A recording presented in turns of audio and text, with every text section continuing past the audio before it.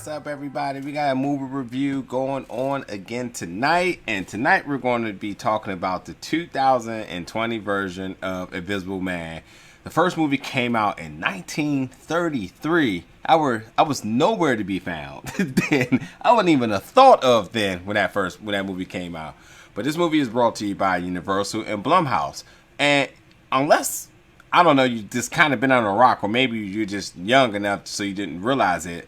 Is it me, or like ever since like the Universal Monsters thing kind of went to that they are like, hey, let's just remake a whole bunch of different things that's of the past and see where it goes. And much like Paradise Island, we got Invisible Man now here. So Invisible Man does not star John Cena because you can't see him, so it kind of wrote itself, but I guess not. Also, I'm a wrestling fan, if you can see by the belts above.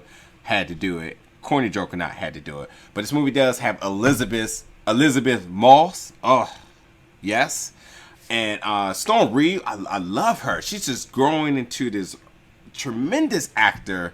And just I love her face and her mannerisms and everything. She's just so good. And Aldis Hodge is also in this movie. But anyway, read the synopsis for you guys really quick.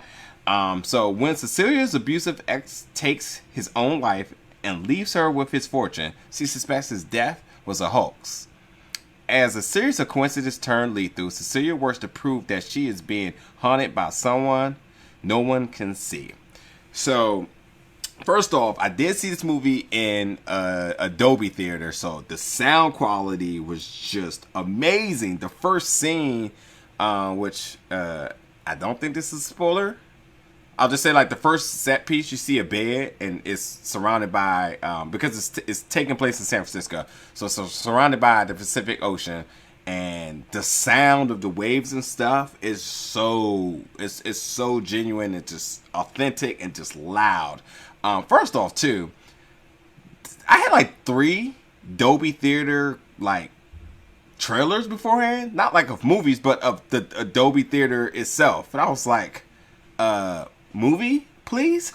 Like, more Invisible Man, less Dolby. But anyway, speaking of opening scene, absolutely intense. Like, it was just like, just wow. And like, you know, this movie really centers around like the Me Too movement, sort of said, because she had the abusive boyfriend that she's been trying to avoid, and plotted to get away from by any means necessary. And you know, because you know, he was controlling, abusive, all things under the sun. And she was a victim, and, you know, she was dealing with a lot of trauma because of that experience. So you do have that really element of the story. But I will say this. So there's 2 sides of the coin here for me. So we know the movie's called Invisible Man. However, and because we know it's a remake. However, if the movie did not have that title, this movie might have been perceived a tad bit different. And the reason why I say that is because, like, you continuously was waiting for something to happen and to move in these, like, really silent scenes. So this movie, like, kind of worked with me here. The movie did these really tremendous, like, panning and 3D camera shots where they would show you know, somebody, and then a lot of extra of the room.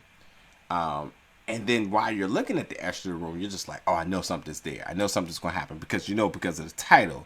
Even though they haven't like quickly identified that was happening, you just knew because of the title, you knew something was back there. Much like Paranormal Activity, where you just knew in the night bedroom scene, something's going to move. You got a lot of that type of expectation in a lot of the scenes here.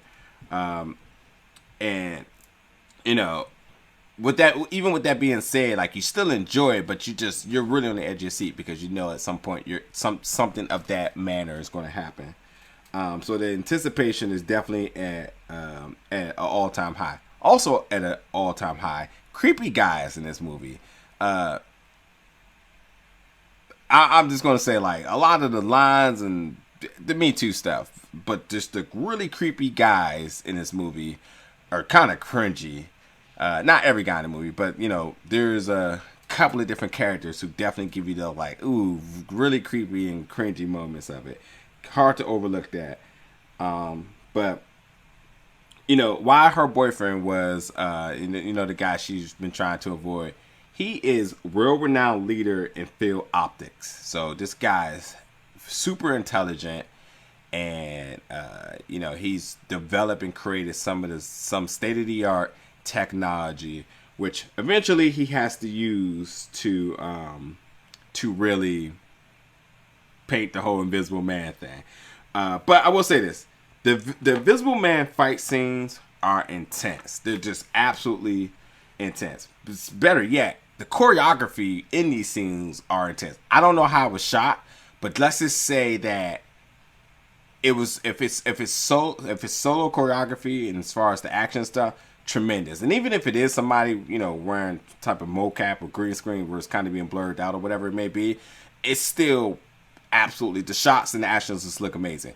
This movie wasn't CGI heavy as well, which you probably could suspect, but it wasn't. It was really, really, really practical looking and good and fleshed. So like the action scenes, the fighting scenes were just really, really good, whether it had been solo or not. I thoroughly enjoyed that. By the way, the Invisible Man suit is badass, like truly badass. Being that I go to conventions and stuff like that, I need to see somebody cosplay this because it was truly badass. I absolutely loved it. The things I didn't like about this movie, I thought the dialogue was absolutely trash. Just like people talking almost felt like they were like reading their script and was like, "Hello there, I am," and it's like, "Nice to meet you." Like it didn't feel real at all. Just really like meh. Also, I felt this movie had some really big logical challenges. And I think in horror movies, especially as they continue to evolve, you kind of want to kind of factor in like the human nature / element into the movie. And there was just some things as far as that didn't make sense. Some things as far as like the plot that didn't make sense. There's just a lot of things that you're just like, wait, what? Yeah, and they're hard to overlook. No matter how you want to look at it, if you try to put it aside, some of these things are just truly hard to overlook, and it just completely creates conflict for the viewers because you're just, as much as you want to watch the movie and let the movie be what it is some of the stuff you just cannot overlook at all. I have to say,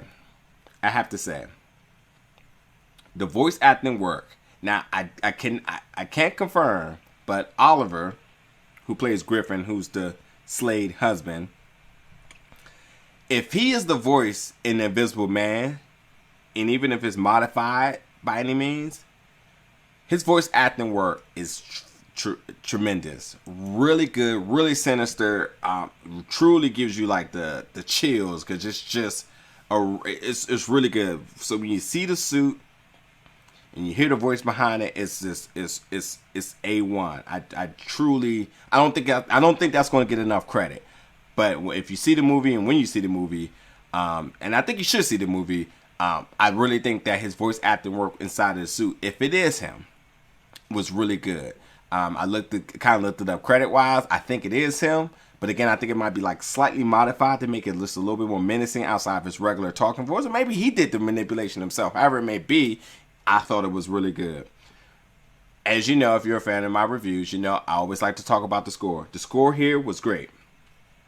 Not one of my favorites. However, it is from a composer that I have spoken to at San Diego Comic-Con, and I think his work is really good. I just can't identify his work instantly by hearing it. But Benjamin Wallfish, who's done Shazam, he's done Blade Runner, and now this, the diversity in those, look, the diversity in Shazam alone, but yet the diversity on all three of these films, the guy is doing some really amazing work out there. I thought the score, especially in Adobe Theater, was super good. Again, not one of my favorites, but I thought it like complemented the movie really, really good. But overall, just, quickly just looking at my last bit of my notes here, the last thing I say is a Blumhouse film. You know what you're getting yourself into. There was some really extreme whoa moments in there, like oh my god, like moments. There was absolutely some that are gonna blow you out of your seat. And just thinking about that, I'm still like, wow. My favorite GIF with the guy with the rolling eyes looking like that, like all day, every day. When it comes to Blumhouse, you know that there's not going to be any lack on the gore. It delivered. So overall, I think, considering this as I know it's really being based around a premise around it being a horror film. It's super suspenseful. I would go with that. But either way, whatever genre you want to put it in, I thought this movie was fun for what it's worth. Again, the logical challenges was definitely present, but overall, I think it's a really good job. I'm so tongue tied. Again, Elisabeth Moss was really spectacular. I mean, she's just, when it comes down to crazy roles, she just nails it. So, I think that everyone did a really good job in the role that they presented, but Elisabeth really took it to the next level, as you've seen the diversity in her acting and throughout this movie. But overall, I hope you guys check out this film. Comes out this Friday. Definitely come back to my channel here. Let me know in the description what you think.